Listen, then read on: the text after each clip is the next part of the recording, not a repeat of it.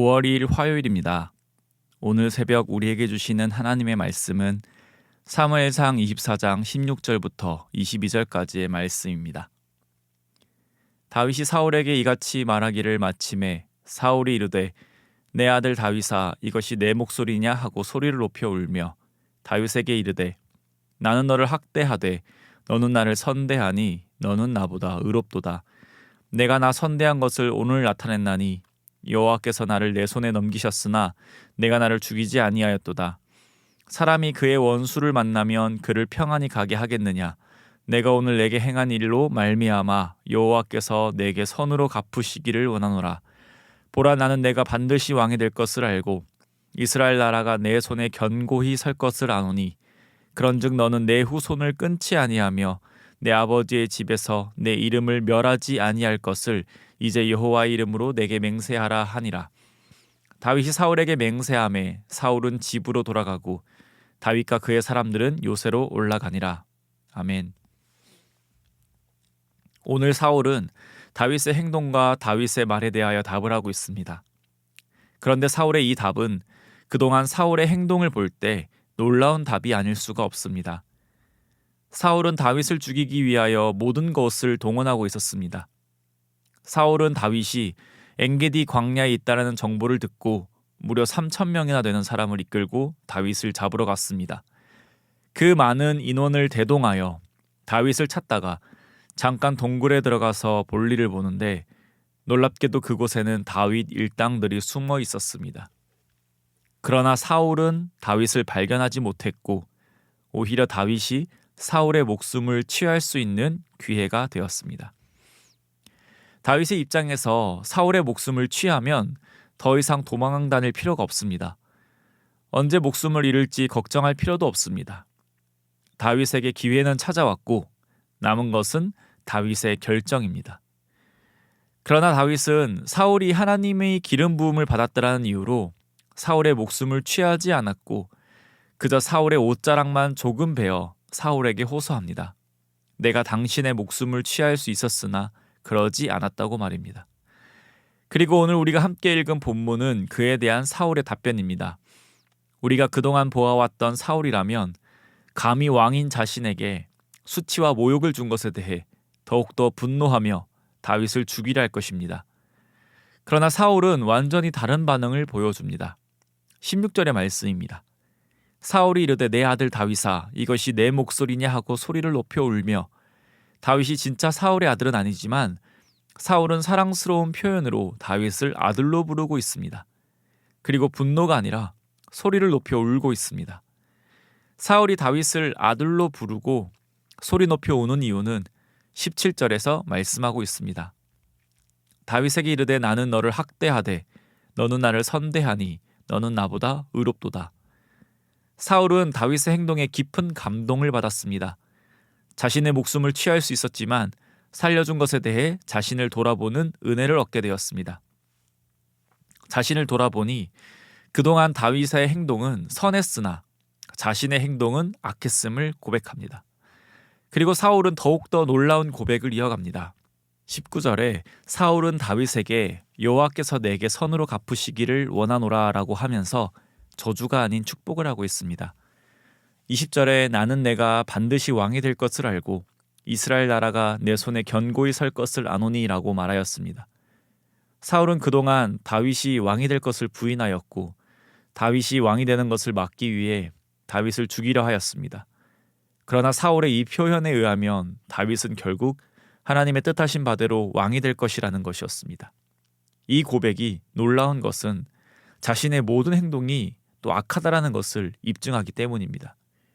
그렇기에 21절에서 자신의 악한 행동으로 인해 나중에 너가 왕이 되었을 때에 나의 후손을 끊지 말고 선대해 줄 것을 부탁하고 있습니다. 우리는 사울의 이 고백을 통해 사울의 속마음을 알게 됩니다. 사울은 자신의 힘으로 다윗이 왕이 되는 것을 막아보려 했지만 또 앞으로 하겠지만 자신의 노력과 상관없이 다윗은 분명 왕이 될 것임을 알고 있었습니다. 그것은 곧 하나님이 정하신 일이면 하나님은 신실하시고 변개치 않으셔서 반드시 그 일을 이루어 가신다라는 것을 말입니다. 사울의 속마음이 이러하다면 지금까지 사울의 행동은 이 단어로 정의될 수 있습니다. 바로 불순종입니다. 사울은 하나님이 정하신 뜻을 너무나도 잘 알고 있었지만 이미 정하신 하나님의 뜻에 대한 반기를 들었고 불순종의 모습으로 다윗을 죽이려 하였습니다. 사울은 왕이지만 오히려 그는 하나님 앞에 반역하고 있었던 것입니다. 반역자 다윗을 쫓아다녔지만 그 자신이 반역자로 하나님 앞에 불순종하고 있었던 것입니다. 사랑하는 성도님, 오늘 말씀을 통해 하나님을 알지만 하나님 앞에 불순종하는 자들, 하나님을 믿지 못하는 자들의 비참함을 우리는 봅니다. 그들의 인생은 반역의 인생일 뿐이며 그들의 행동은 선한 것이라고는 없는 하나님의 심판을 기다리는 삶일 뿐입니다. 사울이 한 행동은 사람의 입장에서 최선이었는지 모릅니다. 자신의 왕권을 놓치지 않기 위해 모든 수단을 활용하는 것 말입니다. 세상의 많은 자들이 세상의 가치관에 따라 살아갑니다. 그것은 분명 옳은 모습 같고 열심히 노력하는 삶입니다. 부를 축적하고 자신과 가족이 부족할 것 없는 삶, 더 나아가서는 누리고 싶은 것, 가지고 싶은 것을 원한다면 가질 수 있는 삶을 위해 노력합니다. 그러나 그런 삶이 세상 가치에 의해 당연해 보인다 할지라도 그것은 하나님께 반역하는 삶이고 그들의 노력은 적극적인 불순종의 노력입니다. 이것이 하나님을 알지 못하고 믿지 못하는 자들의 비참함입니다. 그저 죄의 종노릇하며 살아가는 것이 이 삶의 실체입니다. 그러나 이와 반대로 하나님의 백성들은 하나님의 영광을 위해 살아가며 하나님께 순종하며 살아갑니다. 바로 우리 그리스도인들은 오늘도 하나님의 사랑과 은혜에 의하여 하나님의 백성으로 살아가게 되었습니다. 그래서 오늘 하나님의 백성이며 하나님께 순종하며 살아가는 우리에게 사울의 모습이 교훈이 되는 것은 믿는 자로서 어떻게 살아가야 할지를 다시 분명하게 보여줍니다. 하나님에 대한 믿음이 없는 자들은 불순종하며 사는 것이 당연한 선택입니다. 왜냐하면 그들에겐 믿음이 없기 때문입니다. 그러나 하나님을 믿는 하나님의 자녀들은 하나님께 순종하며 살아가는 것이 당연합니다. 우리에게 하나님께 순종하는 것이 어렵거나 힘이 들거나 특별하고 놀라운 일이 아니라 당연하다라는 것입니다. 그러나 우리에게 이 당연한 것이 당연하지 않다라는 문제가 있습니다. 여전히 불순종하려는 죄성이 남아있음을 우리는 날마다 느낍니다. 그렇게 살아가는 성도님, 오늘 말씀을 통하여 하나님을 모르고 살아가는 것이 얼마나 비참한 인생인지, 하나님 앞에 불순종으로 살아가는 모습이 얼마나 비참한 삶인지를 느끼며 먼저 믿는 자로 불러주심에 감사하시기를 소망합니다. 그리고 우리에게 원하시는 것, 순종의 삶으로 기꺼이 나아가 하나님의 부르심에 합당한 삶을 살길 원합니다. 그것이 진정으로 복된 일이고 행복한 삶임을 깨닫고 기쁨으로 순종하며 살아가기를 소망합니다. 또 마지막으로 다윗의 모습을 통해 우리는 그리스도인의 모습을 살펴보게 됩니다. 다윗은 사울의 목숨을 살려주었습니다. 그것은 사울에게 어떠한 유익을 얻겠다라는 것이 아니라 하나님 앞에서 이것이 옳고 그런 행동인지 판단하고 그 판단을 행동으로 옮긴 것입니다. 이것을 우리는 순종이라고 합니다.